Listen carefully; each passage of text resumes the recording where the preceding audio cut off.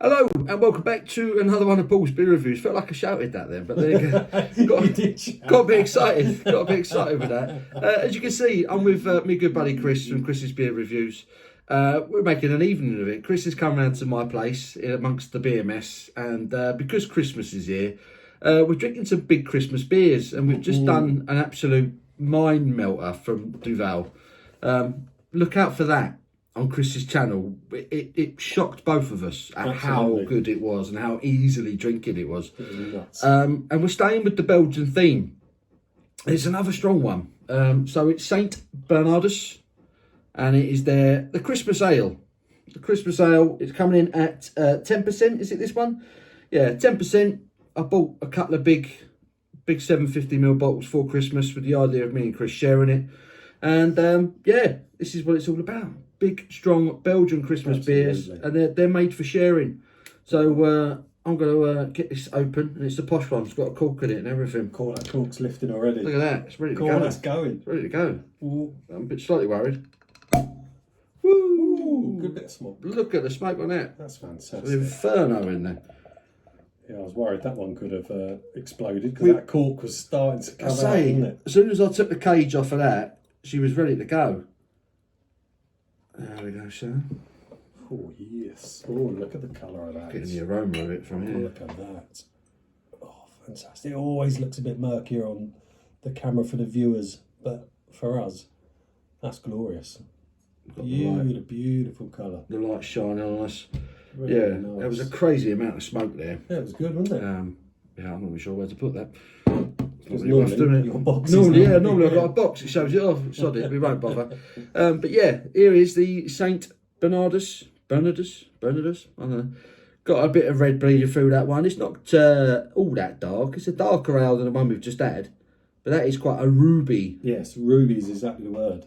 Ruby looking Definitely. hazed Belgian ale. Looks great. It looks a lot darker, like I say, as you're looking at it, but we've got that nice bit of red bleeding through. It's hanging on to a little bit ahead, which surprising for a 10%er. Slightly off white, but yeah. Looks good. Let's get our snouts in, shall we? Indeed. Let's have a Schnefsky. Oh, that's a bit of me. Oh, yes. Oh, that's a proper dark Belgian aroma, isn't it? That's what I was expecting from the Duvel, Yeah. if I'm honest. Absolutely. Oh, that's boozy Christmas cake. Yeah. It's that typical sort of Belgian yeasty aroma. Dark fruits. Yeah. Bit of candy dark fruits. Oh yeah. Little bit of brown sugar. A little bit. I'll get Nice cakey. Cake. I was literally about to say the Christmas cake, marzipan-y things. Oh, it smells glorious. Touch darker, sort of figs and raisins. Mm. God, that smells gorgeous. That smells gorgeous. Should we get stuck in? Let's get stuck in. Gosh. Cheers, Sam. Cheers, guys. Cheers, all.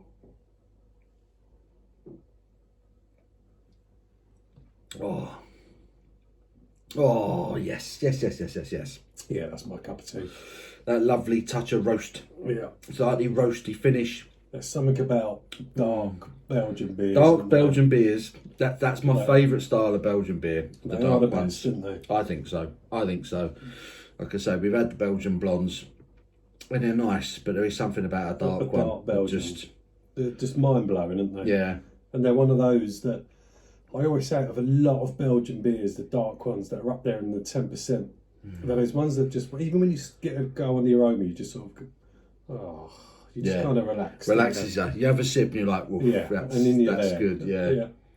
And you can just sip it and always just kind of go, and relax. That's properly good, isn't it? That's properly good. Fruity, candy fruits, dark fruits, like you say, bit of figginess, good carbonation. It is well carbonated, isn't it? It's, again, that Belgian trait. It is such a Belgian trait, as we said earlier, wasn't it? But it always seems to work, doesn't it? It never seems to offend. If it wasn't there, this beer would possibly be a slog. Yeah. But because of that carbonation, because of that almost zesty character that it gives you on the palate, it makes you want to go back in for another swig. It really is good. Like I say, it's got all that winter spice. It's got the winter spice. It's got that cinnamony cloves. Cloves, yes. It's just a proper. It's like a touch of orange in there as well when it first hits you. It's orange peel, not orange juice, and it's like someone has just zested an orange into it. Yeah. It's just a proper boozy Christmas cake. It's a proper Christmas beer. It's a proper Christmas beer. A lot of people like shoving oranges in their turkeys, don't they, to keep the meat moist. So it kind of has that appeal. And they just do it so well, the Belgians. I don't know any other country that can do beers like this. Yeah. The Belgians have it absolutely nailed on. I mean, I've got a few favourites that we can buy in the local offie that's near us. Yeah. A couple of the Castiles, the Donker. Oh, I had what was it? The chocolate one that you recommended to me. Yeah. One of the best beers I've ever drunk. Oh, that was the barista, outstanding. Yeah. I gave you a bottle, didn't I? You did indeed. Yeah. Absolutely loved that. Those Castile dark beers are just the best, and this is in that territory. I just realised it's got the branding all over the cork as well. Extra bit of class there. Yeah, this is a proper dark Belgian Christmas treat. That is, I've got no qualms with that whatsoever. That is gorgeous. This is a little bit more of the one that you would sit and relax with, I feel. Absolutely. Having said that, I'm on the roll at the moment. Yeah, it's going down. I feel like I've got the flavour.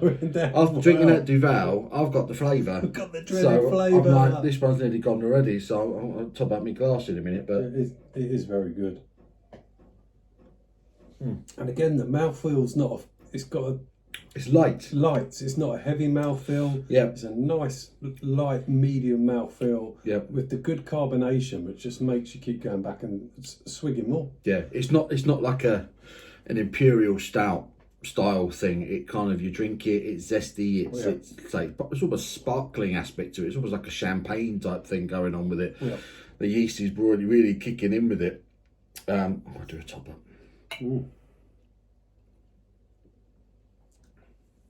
Oh, that is good. That's superb. The Belgians just do it, don't they? They do it right. And it's the same with, proper decent German lagers or German hells. They do it right. Yeah. And that's what the Belgians do as well. The Belgians. The Belgians. They do it right. Got to watch out for the Belgians. They get it right. Yeah.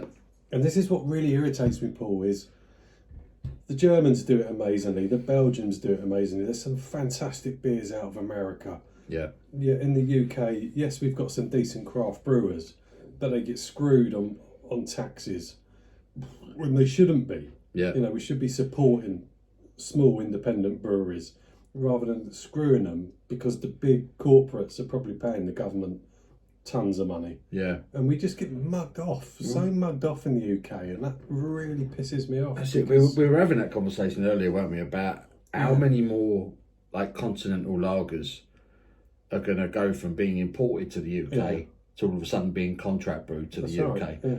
It's becoming a little bit of a piss take now. Yeah, what is it about the British beer industry where we think that we have to drink everything a lower strength, and then you drink stuff like this, and he's just like, see, this is what can be done. This is what can be done when they're not worried about tax, when they're not worried about the people who are drinking it, and we're doing the right thing. We're sharing the big bottle. Because we're responsible drinkers, ladies and gentlemen. Adults. We are responsible adults. We can do this. We share. We don't drink 750ml bottles to ourselves. Not all the time, anyway. But quality beer. This is lovely. Like I say, I'm getting full on Christmas spices: ginger, cinnamon, cloves, everything in there. There's that little dark roastiness, just a touch at the end there. Just reminds you it's like a dark, strong beer. But it's ridiculously drinkable. It's smooth, easy drinking, too easy drinking for a 10%er. Just like the Duvel. The Duvel. Superb, easy drinking. Yeah. And it shouldn't, should it? No, they shouldn't be able to do it like that. But the Belgians are masters. The Belgians are masters. I don't know what more to say about it, really, to be honest with you. No. It's a stunner. I got that from Trembling Madness, St. Bernardus Christmas Ale. I think I only paid 11 quid, something like that. Yeah, I don't think that's a particularly expensive one. No, it's not an overly... I don't think 11 quid for a 750ml bottle. That's very good value. It's 10%. That is good value. How much are you paying for a good bottle of wine? Exactly. You know? And it's tastier than wine, let's be honest. Way tastier. Yeah, St. Bernardus Christmas Ale. Grab a bottle. Treat yourself this Christmas. That is quality. Grab a bottle, get a mate round and share. Cheers, guys. Thank you very much. Cheers, all. Speak to you soon.